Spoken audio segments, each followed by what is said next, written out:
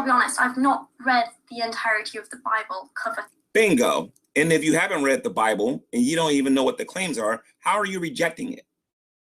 to cover. I've not studied theology in an academic setting, and I'm happy. And if you won't look at theology, how do you know that the God of the Bible doesn't exist? Now this was an interesting part because he was like, bingo! Like he'd caught me out or something, which was kind of weird because I'm not saying that like I'm not looking at theology. I'm just saying I haven't studied it in an academic setting. The only study I've done is kind of off my own back. And I'm not saying I haven't read the Bible at all. I'm just saying I haven't read it in its entirety, cover to cover. He keeps saying, you've not read the Bible, you've not read the Bible. But if I've read, say like, I actually don't know how much of the Bible I have read, but let's say I've read like 80% of it, I think I'm still okay to comment on that 80%. I don't know, it is weird. He talks about contradictions in the Bible, and then there's a lot of rambling.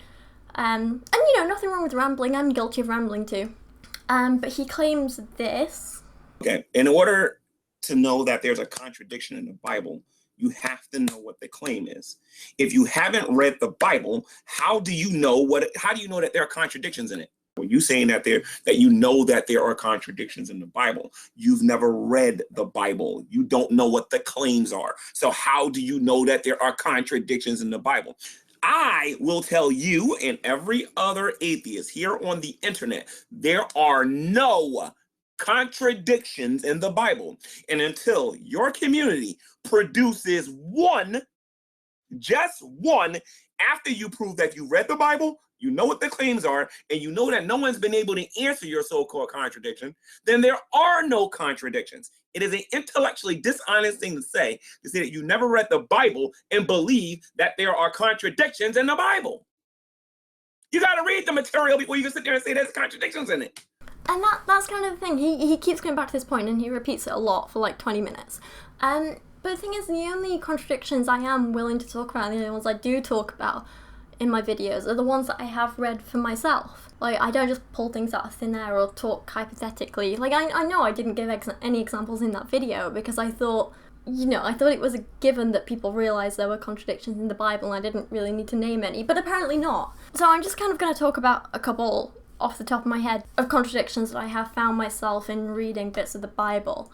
I'd be interested to know either how they're explained away or how you work out which one is true and which one to reject, or how both could be true, or I don't know, I'm genuinely interested in the answers. I am just gonna preface this by saying that I like to read the English Standard Version of the Bible, just because I think it's the most accessible.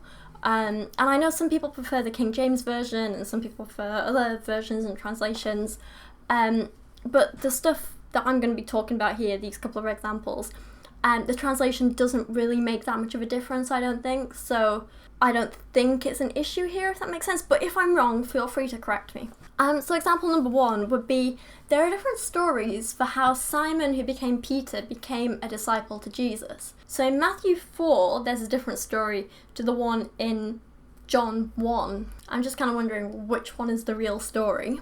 Second example would be, there's mixed messages in Matthew. So in Matthew 5 verse 16, it says, actually I've got the quote somewhere. So in Matthew 5 verse 16 it states, "In the same way let your light shine before others, so that they may see your good works and give glory to your Father who is in heaven." And then in Matthew 6 verse 1 it states, "Beware of practicing your righteousness before other people in order to be seen by them, for then you will have no reward from your Father who is in heaven." So this is kind of like mixed messages and mixed teachings. So unlike a lot of contradictions, this isn't like a historical one, or this isn't one where facts have been mixed up.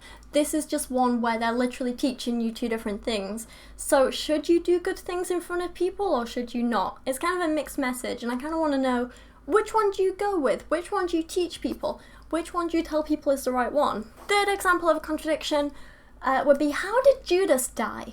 Did he hang himself, as Matthew 27 states, or did he fall down and slice his stomach open in a field, as Acts 1 states? And fourth, there's some pretty major inconsistencies in the creation story itself.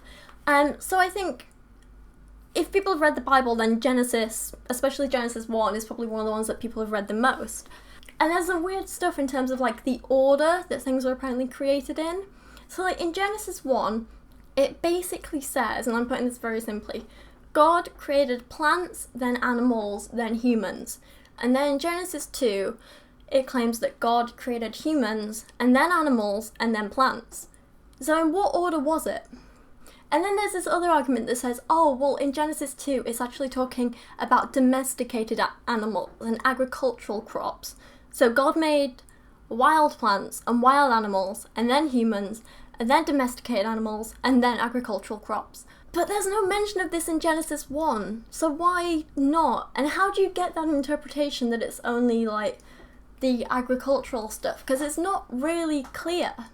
I don't know, they're just a couple of personal examples that I've read about, and that do leave me questioning and curious and misunderstanding things.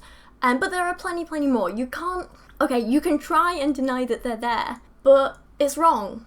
The contradictions are there. You can try and explain them away, but that still doesn't stop them being there in the first place.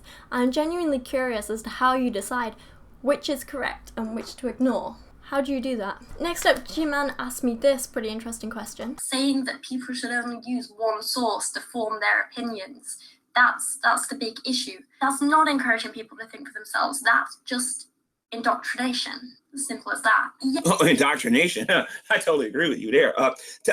Tell me something. Where did you get your opinions about God from? I actually kind of appreciate this. I think it's a good question. So a little bit background to me. I went to a Church of England school up to the age of about 11, where we had religion classes every week. We learnt about Bible stories. We had a vicar come in every week and talk to us about the Bible and preach to us and teach us things. As I got older, I went to a secondary school where we had to have religious education classes, and I learned about the beliefs of Christians, Jews, Muslims. We went on trips to churches, synagogues, mosques, all sorts of places. We learned about all different religions and their beliefs.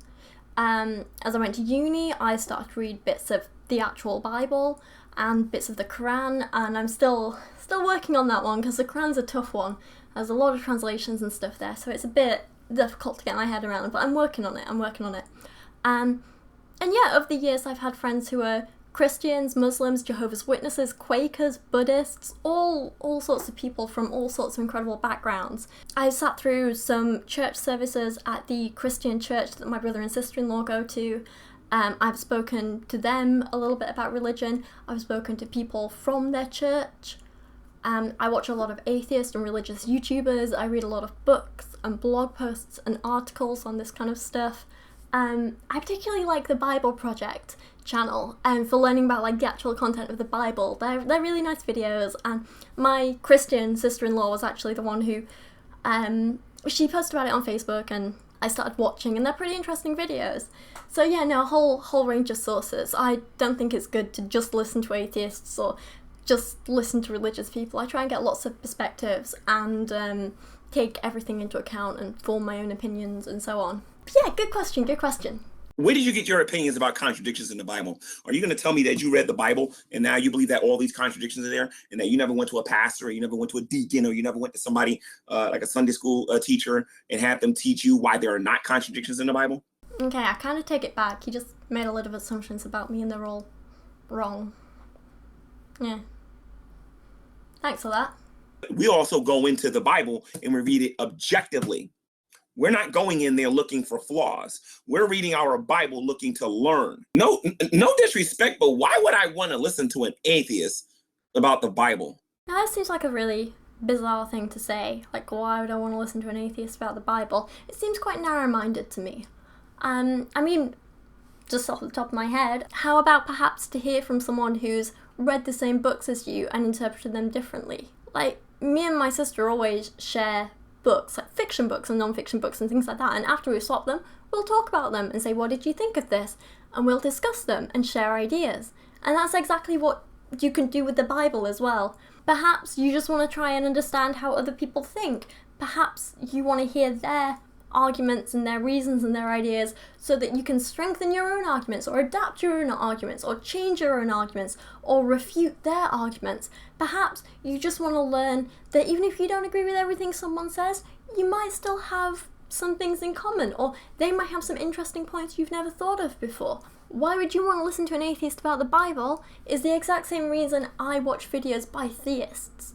Because I want to learn something, and I want to understand other people and their points of view. At this point, we're only like half an hour into his video, and I started to get a bit bored, and I skipped forwards because, okay, so I know it's bad, and I know I talk about critically assessing all the evidence for things, and I know I should probably have watched the whole thing. This is gonna sound horrible, but like, I'm not some academic, and I'm not anyone important, and let's be honest, this video right here that I'm filming right now is not really gonna have much of an effect on anyone. So for once, I'm just gonna admit that no, I didn't watch the whole video because I'll be honest, I value my time more than I value critically assessing everything that G-Man says. So I skipped forwards and I decided to find out what he had to say about the live stream I did last night with some of the guys from the Great Debate community. If you didn't see it, it was really fun. I will link it in the description below, along with Steve McRae's channel. He's the guy who pretty much organised it, and he, really, really lovely guy. He was really nice. Everyone in that stream was really nice to me. I had a lot of fun actually. It was really intimidating and a little bit scary at first, but everyone was so nice and so supportive, and they offered me great advice. They challenged me on a few things, asked me lots of questions, and yeah, I really, really do appreciate that. But back to G-Man. I think he seemed a bit mad in later parts of the video, because when people in the live stream asked me if I knew G-Man, I said, unfortunately, I do. And I don't think he really liked my use of the word unfortunately. And then I skipped on a bit more, and he gets mad about some YouTubers burning Bibles. And then he says something about how I put on a facade or a facade. Facade? I don't know how to say that word. Facade. He says I put on a face, basically. I don't know. Like, I'll be honest with you guys. This isn't a facade. This is a facade.